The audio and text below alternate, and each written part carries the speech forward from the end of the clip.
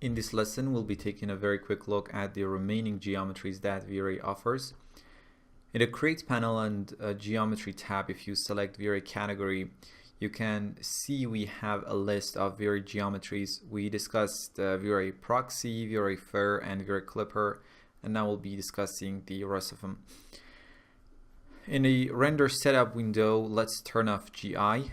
Now the default lights will kick in when we start the render. First, we have this V-Ray plane or infinite plane. If I select it and click once in the viewport, now we have an infinite plane, and if I go ahead and render the scene, we get this infinite plane, and you can apply any material to it if you wanted to. And if I go to its modify panel, we don't have any specific parameters. Let me delete this plane. We have V-Ray sphere. If I select it and click and drag in the viewport, we can create a sphere.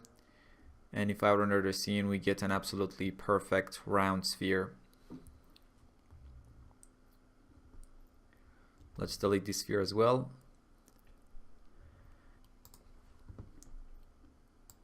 Next, we have V-Ray instancer or particle instancer, and this allows you to instance any object on particles from a particle flow system. First, let's go to the particle systems category and create a particle flow system in the scene. Rotate it 180 degrees. Now if I go through the timeline, we have some particles from a particle flow system in the scene.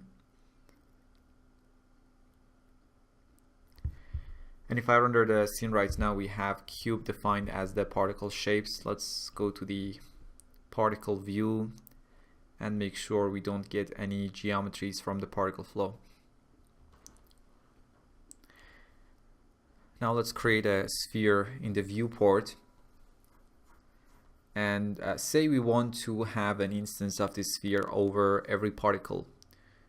Okay, so let's add a V-Ray instancer.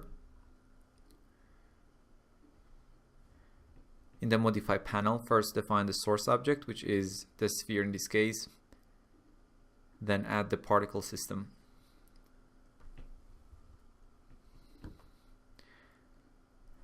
Now if I render the scene, we get our spheres where the particles are.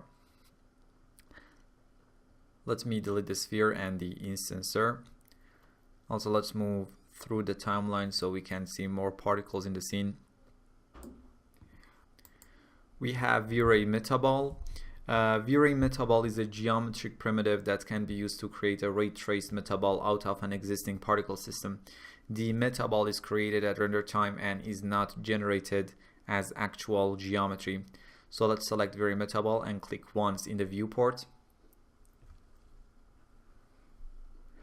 In the modify panel and particles section, add the particle flow system to the positive particles, and if we render the scene, we get a metaball geometry in the render.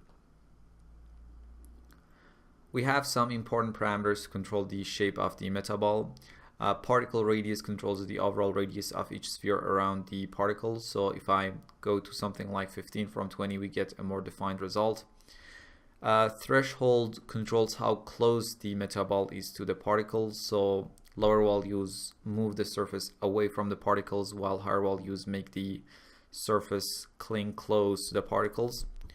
So let's try 0.1, 0.5, and 1. Let's set it to something like 0.8 here.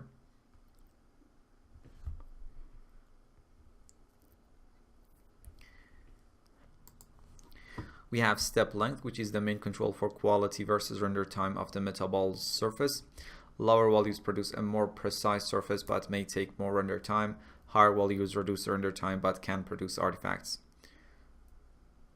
Let's try 0.1,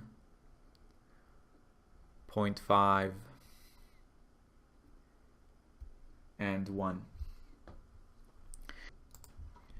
And finally, we have V-Ray volumetric, which is an important one, and we'll be talking about it in the next section, which will be about atmospheric and volumetric effects in V-Ray. So in this lesson, we talked about varied geometries, and I will see you in the next lesson.